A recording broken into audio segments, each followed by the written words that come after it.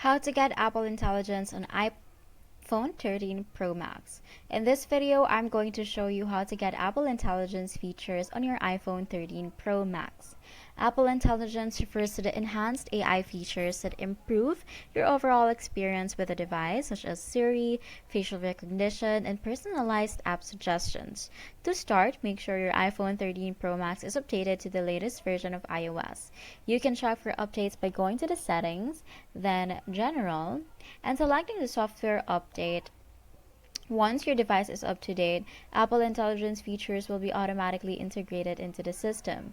Siri, Apple Voice Assistant, uses machine learning to improve responses based on your interactions, so ensure you enable Siri in the settings under Siri and Search. Facial recognition through Facial ID is another feature powered by Apple Intelligence, allowing for secure unlocking of your device.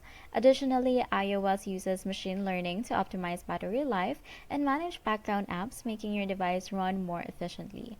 Keep in mind that Apple continues to improve these features with each update, so make sure to stay on top of software updates to enjoy the latest advancements in Apple Intelligence. And that's how to get Apple Intelligence on your iPhone 13 Pro Max.